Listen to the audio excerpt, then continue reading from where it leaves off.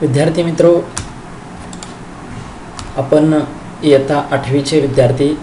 आपला विषय आहे सामान्य विज्ञान. श्री चौंडेश्वरी हायस्कूल हळदी, तालुका कागल येथून मी श्री प्रकाश कोखितकर. सजीव सृष्टी आणि सूक्ष्मजीवांचे वर्गीकरण या प्रकरणामधील आपला हा तिसरा भाग. यापूर्वीच्या भागामध्ये आपण द्विमान पद्धतीपासून 5 सृष्टी, त्याची उदाहरणे, लक्षणे, त्यानंतर सूक्ष्मजीवांचे वर्गीकरण आणि जीवाणू, आदिजीव, कवके इथपर्यंत त्यांची लक्षणे, वैशिष्ट्ये यांचा अभ्यास केलेला आहे. आता याच्या पुढं आपल्याला चौथा त्याच्यातला भाग शैवाल म्हणजेच अलगी हा भाग बघायचा आहे. विद्यार्थी मित्र, आपण आपल्या शेजारी तळी, विहिरी किंवा अगदी दूषित पाणी असेल तर नदीकाठी सुद्धा अशा प्रकारचं शैवाल बघितलेलं असेल. त्यामध्ये दगड मारून काही वेळा आपण आनंदही घेतला असेल. हे जे शैवाल आहे हे जर सूक्ष्मदर्शकाखाली पाहिलं तर आपल्याला ते थोडंसं असं दिसेल. अगदी नदीच्या काठी किंवा ओढ्याच्या काठी दगडाच्या जवळपास सुद्धा अशा प्रकारचं शैवाल आपण यापूर्वी अभ्यासलेलं आहे, बघितलेलं आहे, निरीक्षण केलेलं आहे आणि त्याचा अधिकचा अभ्यास आपल्याला या प्रकरणामध्ये करायचा आहे. हे जे शैवाल आहे या शैवालाचा आकार साधारणपणे 10 ते 100 मायक्रोमीटर इतका असतो. ही शैवाल आपल्याला उघड्या डोळ्यांनी दिसतात. शैवाल हे पाण्यामध्ये वाढतं. त्याच्या लक्षणांचं, वैशिष्ट्यांचा जर विचार केला तर पहिलं आहे ते पाण्यामध्ये वाढतं. आणखी याचं केंद्रक आहे ते आपल्याला स्पष्टपणे सूक्ष्मदर्शकाखाली पाहता येतं. हे एकपेशीय आहेत, त्याचबरोबर स्वयंपोषी आहेत. हिरव्या रंगाचं शैवाल आपण बघितलेलं आहे की याच्यामध्ये हरित लवक असल्यामुळं ते स्वयंपोषी असतात. त्याच्यानंतर काही शैवाल ही बहुपेशीय असतात आणि नुसत्या डोळ्यांनी सुद्धा दिसतात. इथं आपल्याला काही उदाहरणं आहेत बघायला. क्लोरेला आणि क्लॅमिडोमोनास नावाचं हे जे शैवाल आहे याची आपण आकृती इथं पाहू शकतो. त्याच्यानंतर आपण 5वा भाग त्याच्यातला बघू, विषाणू, की जो अतिशय घातक आहे. आजही बघतोय आपण की ज्याच्यापासून आपल्याला विविध प्रकारचे रोग होऊ शकतात. हा जो विषाणू आहे हा सूक्ष्मजीव आहे की ज्याचा आकार साधारणपणे 10 ते 100 नॅनोमीटर इतका असतो. म्हणजे आतापर्यंत आपण जे सूक्ष्मजीव बघितले ते मायक्रोमीटरमध्ये होते आणि त्याच्याही पुढे जाऊन अतिशय सूक्ष्म हा 10 ते 100 नॅनोमीटर इथपर्यंत हे विषाणू आहेत. हे जे विषाणू आहेत हे विषाणू सजीव मानले जात नाहीत. याचं कारण असं की ते प्राण्यांच्या किंवा इतर सजीवांच्या, विशेषतः मनुष्य प्राणी आणि इतर प्राणी यांच्या शरीरातील पेशीमध्ये जेव्हा जातात तेव्हाच ते ॲक्टिव्ह होतात आणि जेव्हा बाहेर असतात तेव्हा ते इनॲक्टिव्ह असतात, म्हणजेच ते कार्यरत नसतात आणि म्हणून त्यांना सजीव मानलेलं नाही. ते सीमारेषेवरचे असतात. सजीव आणि निर्जीव यांच्या सीमारेषेवरचे असतात. विशेष म्हणजे याचा आकार आहे तो आकार जीवाणूंच्या 10 ते 100 पट लहान आहे.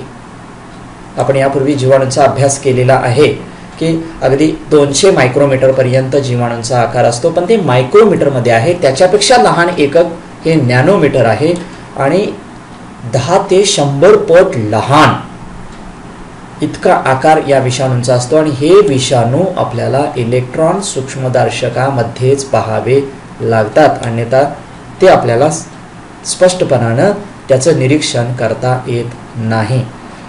एक गोष्ट इथं लक्षात घेतली पाहिजे की या विषाणूंपेक्षा जीवाणू हे थोडेसे मोठे आहेत. म्हणजे सर्वात लहान हे विषाणू आहेत, त्याच्यापेक्षा मोठे हे थोडेसे जीवाणू आहेत. अर्थात आपण आकाराच्या तुलनेनं पाहतोय विषाणूनंतर जीवाणू, जीवाणूनंतर कवक, शैवाल, अशा पद्धतीनं याचा आकार वाढत वाढत जातो. आपण बघू शकतो की दररोजच्या वृत्तपत्रामध्ये किंवा टी व्हीवरच्या बातम्यांमध्ये अशा प्रकारचे व्हायरस आपल्याला दाखवले जातात. साधारणपणे इथं 2 प्रकारचे व्हायरस आकृत्यांमध्ये आपल्याला दिसतात. याची वैशिष्ट्ये पाहू आपण. पुढचा भाग की विषाणू हे स्वतंत्र कण असतात. काय कण असतात हे? तर DNA म्हणजेच डीऑक्सी रायबोन्यूक्लिक ॲसिड आणि रायबोन्यूक्लिक ॲसिड या आम्लापासून ॲसिडपासून बनलेले ते रेणू आहेत. याच्यावर एक प्रथिनाचं आवरण असतं. हेच तर आपल्याला अतिशय घातक आहे. विषाणूवर असणारं प्रथिनांचं आवरण हे आपण वेगवेगळ्या प्रकारची औषधं, रोगाची बाधा झाल्यानंतर प्रथिनांचा, या विषाणूंचा शिरकाव आपल्या शरीरात झाल्यानंतर त्यांना मारण्यासाठी जी औषधं वापरतो ती लवकर लागू पडत नाही. त्याचं कारण म्हणजेच त्या विषाणूवर प्रथिनांचं असणारं आवरण. यामुळं ते लवकर मरत नाहीत आणि आपल्याला ते अधिकचा त्रास देतात. पुढचं वैशिष्ट्य आहे याचं, वनस्पती आणि प्राण्यामध्ये ते जिवंत पेशीतच फक्त राहू शकतात आणि त्याच पेशींच्या मदतीनं स्वतःची प्रथिनं बनवतात आणि स्वतःच्या असंख्य प्रतिकृती बनवतात. म्हणजेच मोठ्या संख्येनं हे कण, विषाणू हे पेशींमध्ये वाढतात आणि त्या मूळ पेशीला म्हणजेच यजमान पेशीला नष्ट करून ते मुक्त होतात आणि पुन्हा पुढच्या पेशीमध्ये प्रवेश करतात.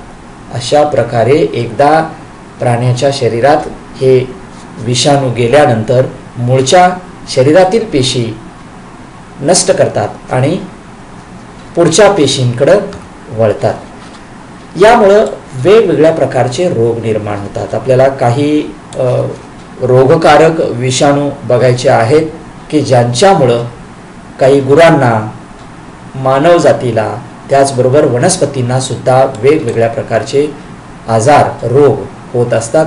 असे काही विषाणू आपण बघूया की याच्यामध्ये मानवाला जे त्रासदायक आहेत ते म्हणजे पोलिओचा विषाणू, इन्फ्लुएन्झाचा विषाणू, HIV म्हणजेच एड्सचा विषाणू, त्यानंतर गुरांच्यामध्ये पिकोर्ना नावाचा विषाणू, हा गुरांना आजार निर्माण करतो, जनावरांना आजार निर्माण करतो. वनस्पतीमध्ये विशेषतः टोमॅटोवर विल्ट नावाचा विषाणू आजार निर्माण करतो. तंबाखूवर मोझाईक नावाचा विषाणू हा त्याच्यावर रोग निर्माण करत असतो.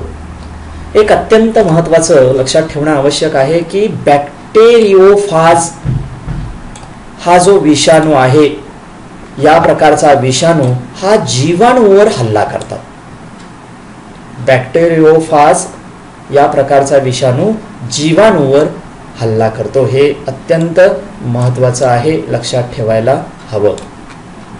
आता या प्रकरणाच्या शेवटाकडे आपण जात असताना त्याचा थोडासा या वर्गीकरणाचा इतिहास आपण डोकावून पाहिला तर 1735 मध्ये कार्ल लिनियस यानं